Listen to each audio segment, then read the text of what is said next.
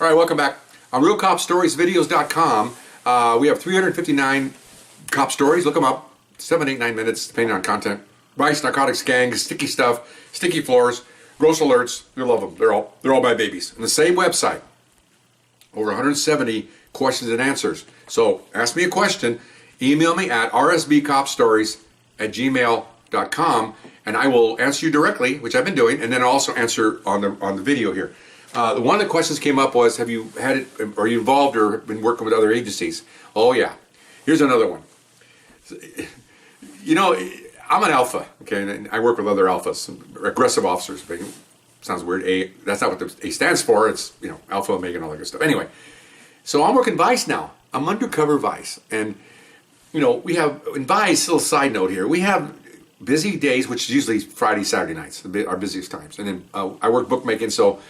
During the week, when you work bookmaking, the busiest times is during horse racing times, which is usually 1 o'clock, 12:30, when the first post goes off at a local racetrack, and that's when we're out there trying to find guys that are doing illegal horse track stuff. It's not big time stuff. Prostitutes at night, drunks in bars. That's what Vice does. Okay, Vice does not go after stolen cars. Okay, so we're on a weekday, and it's pretty boring. Okay, and so we're driving around. We've already checked a couple of bars, and we're bored. You know, I mean, just and we try to. You know, I don't want to sound corny here, but you know, I think when you pay me a salary and provide my pension for the future, I try to give you people, the public's, my money's worth. And just driving around, hitting a bar and having a beer, and then go to a burrito stand, and then go to watch a liquor store for an hour, and nothing goes on. We're doing our work, but I feel like we should be accomplishing something. Okay, even though this is very rare that we were that slow, it does happen. Just like patrol sometimes. You know, some of the weekdays, sometimes just it's actually. It's nice that it's quiet in the sense that people aren't getting killed and shot, but it's for an officer that's out there running around, you kind of want to stay busy. But anyway, so back to normal. So we're driving around.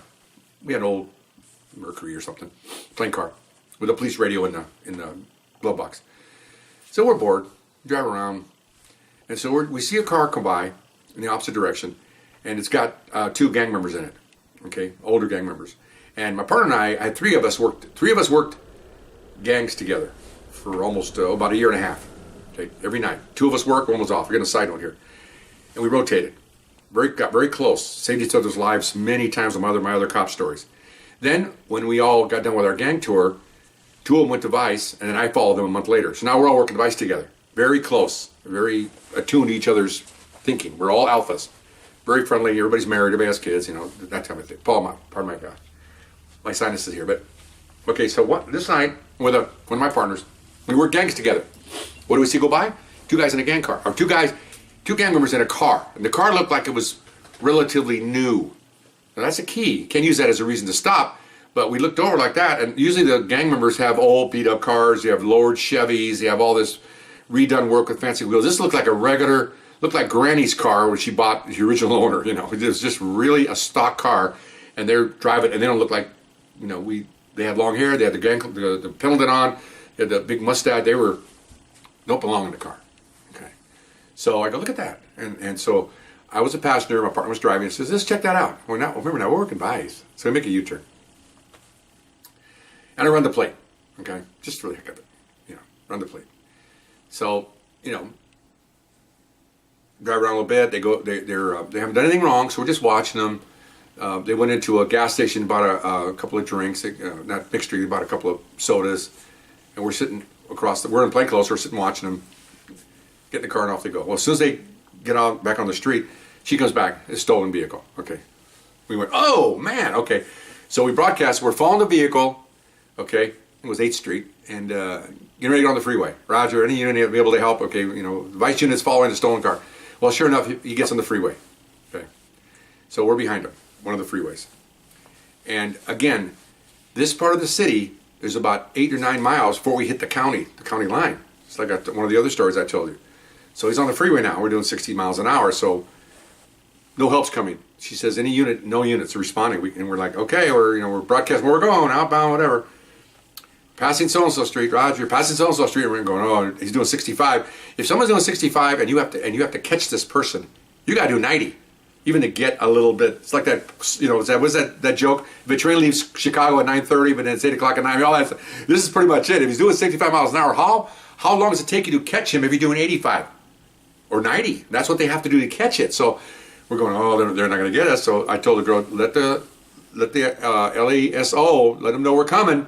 Okay, notified. Okay, Roger. Okay, well, I look in the mirror. There's no cop cars coming. Our guys, we'd seen red lights, and everything else. Okay, fine. So sure enough, man, he crossed that county line, and he gets off just past a golf course down there. There's a golf course there. I play golf, so I know the golf course. Gets off, and there's a parallel road to the freeway, right below the freeway. Freeway's up here, and the road's down here. We get off. Well, apparently when we got off, the sheriff's dispatch girl broadcast that we were coming in that direction following the stolen car and gave the car description and gave our description of our car. The reason why I know that, I was told this later by the sheriffs. So here's a stereotypical example coming up. We come up to, I think it was Garfield, makes the turn, the suspect. We come in behind him, and about half a block down, there's a donut shop. And what's there? 3 sheriff's units having coffee and donuts. Okay, I found this out from the sheriff's guys. So we turn the corner, and that's what she said, that the suspect is at Garfield. Okay, I didn't know this. I don't have a radio frequency. So as we make the turn, I look up and I see the sheriff's unit. They're all standing outside. They're having coffee. They're leaning on their hoods of their car. Like we always told you in my other stories, you don't eat inside. You stand outside, grab a burrito, and you're on the hood of your car eating your dinner. That's what they do. They're having donuts. Okay, so we go by. I'm hanging out the window. Hey! I'd give my department letters. We got a stolen car, and then about that time, I told you they heard the broadcast, so they all run to their car. 6 of them. There's 3 cars. I can see them running to their car. It looked like one of those Daytona 500s. Everybody's running to their cars. And so now we're heading down Garfield. I'm looking in the mirror, trying to look around. Here they come, man. It's like you see, sparks are coming off the curb and bouncing cars. Here they come, red lights on. Well, here comes the cavalry. So. So our girl says, I think they have you. And I go, I think they do too. Because all I see is, here comes the cavalry, okay? The guy went by the length of the golf course, not very far, maybe 3 blocks. Makes a turn. We make the turn, and all these, alphas are right behind us, man. Now they're passing us. And we're waving at them, and they go right by. They're waving at us, and here they go. So the guy made another turn. Of course, he's in a cul-de-sac. That was a mistake. He went up one street, made it right. He obviously didn't know the area, okay? And so I don't know whether he saw us or whether he's just going somewhere or whether he saw the cops. But in any event, he got in this cul-de-sac and he was trapped. He tried to get out. We're in the back now because remember, we're in plain clothes. I look like I look now. I had a big beard, had long hair, so I don't want to get out of that car. I'll get shot. You're going to have a little stinky batch in front of me. That ain't going to work. This isn't television because this is real life stuff. So we're just sitting in our car watching. Man, those 2 guys bailed out. And all I see is sheriffs running by, and I see a dog. There goes a cop dog. This is going to end real fast. Okay, so we're just leaning against our car watching this, and a sergeant pulls up, and he sees us and wave at him, and he goes, "This your caper?" "Yeah." "And look, your guys are in there." He goes, "Oh yeah, they're busy right now." And he goes, "Oh," he goes, I heard something. And of course, one of the dogs got the freaking driver to hear him out there in the backyard screaming. Ah! And he goes, "They got somebody." He just stand there, the sergeant. He doesn't want to, Sometimes you find later on when I became a supervisor. Sometimes you don't want to see something, just so you don't have to deny anything, or lie. He just ended up talking to, he says, "Oh, I'll take care of it." He didn't want to see what's going on. In other words, I just want to see how I want to see the results. I really don't care how it gets done. I did that later on too, not as much, but I did a little bit. I let the workers do their job and let me know later on what happened. Okay. So anyway, so here comes the driver. His shirt's all torn. He's got a big bite mark on his shoulder, and the passenger's all messed up, and and the cars went up on a yard and. We tried to make the turn and missed, and it bounced the curb, went up, and went in somebody's front yard. Just kind of ruined some plants or whatever. So we're still standing around, and by that time, I had a really nice supervisor showed up, mine. He responded, who he is, and he really quiet, mild-mannered guy, born-again Christian, but a really nice guy. He gets out, he sees us, because we're just standing there. "How's it going?" "Oh, you got a hot one?" "Yeah, we sure did." He goes, "Yeah, these guys are taking it." About that time, here comes the results. One guy's handcuffed. They had to carry the passenger out. I don't know why. He just was not. He didn't respond very well to their orders. He was kind of picked up, like a big sausage, carried along. And the other guy was all messed up and screaming, "Ah!" Okay, whatever. So then they're all getting in their squad cars, and then I introduced my supervisor to their supervisor. They're having a little talk, and then he comes back and he goes, "Hey, you guys." I go, "Yeah." He says, "Do you mind if they just take it?" "Well, yeah, I don't want to do this." We looked at each other like, "Well, yeah, this is pretty good because we don't want to do this. We just found, they want to take it. They should because they made the arrest, physical arrest. They had a dog involved. Apparently the other guy didn't respond. They had to sap him. They had a little thing made out of leather with a metal thing and sewed in. It's called a sap, like a small little club that bends with a lead weight on it. They use that to get people's minds right, what you call it.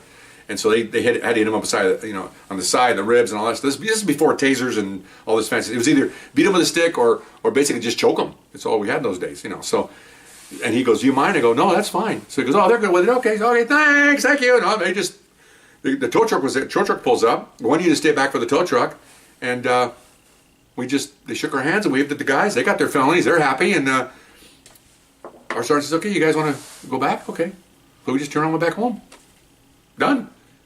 So then the next night, so we had two sergeants. This was a really nice guy, and the other sergeant was a really nice guy. I worked for this guy, the other sergeant, 18 months on a drunk driving watch before I went to Vice. That's how I got up there, because he recommended me, because he used to work. Now he's in Vice, supervisor. He recommended me to come up there because he knew me, and we worked together for 18 months with the guy. So we all know each other. So we get into roll call, my partner and I, next day, or not roll call. We get into the office. We didn't have roll call, and the really nice sergeant's not there yet, and this second sergeant's there. And this guy retired at 60 and then went and taught English. Yeah, I think he's still teaching. He's probably in his 80s. He loved it. He loved teaching English. He taught before he came on the job, and then 25 years or something, then he went back to teaching English. Nice, committed to helping people. Anyway, so we sit down, we're doing our paperwork from logs and stuff, and he goes, "Hey guys," yeah. He goes, we're not in the stolen car business. I mean, really nice attitude, He goes, so, I go, "Hey, Sarge," I said, "we just saw the gang members," and he goes, "Oh, yeah, that's what they were." Because he didn't go out there. He was doing something, and he didn't know why we stopped. He just thought we were running plates. I said, "Well, we saw the car. There were gang members. The car looked pretty stock, and we just ran it because we thought it would just be neat to see one and grab them." He goes, so all of a sudden it come back stolen. He goes, "Oh, well, that was pretty good." But he goes, "But just want to make sure we're focused." I said, "We're focused, boss. It's just one of those weird things." He goes, "Yeah." I said, "What happened?" He says, "Well, the captain called me." Oh, he says, because they have to write a log entry to what happened the night before, and the captain gets it in the morning, right, first thing. And so the other sergeant wrote it, and he gave it, and of course the captain calls, and the other sergeant's in there, this sergeant's there. And what did he say? He goes, "Well, he said, well, I repeated what he said. Are we in the stolen car business?" Oh, no. I said, "Was he mad?" He goes, "Oh, no, he was laughing his ass off because I told him about the dog and everything else, so he thought it was pretty funny." But he says, "But he doesn't want his vice cops doing that." I said, "I understand, totally understand, But it's just, we're in the car. In fact, we all agreed, all of us, 6 of us in there, when the other 2 guys came in, that it's still police work. And I'm sure the person that lost their car is happy they got their car back. So, and we all agreed that, you really, what if it was your car and a couple of vice cops, and walk, "Oh, who are you supposed to be serving here? You're supposed to, not that I'm out there chasing stolen cars, but, it just happened to show up." But it was interesting, caper. But the sheriffs were really good about it. They were pretty funny, man. We talk about a bunch of alphas. Oh my gosh, they were just happy as hell with these guys, and carrying them out like I told you, like a long sausage, and it was pretty good. They were pretty good guys, and just very aggressive. But donuts, man, donut shop saved us. So anyway, I hope you enjoyed that, and this is one of my other agency stories. We'll see you next time. Bye bye.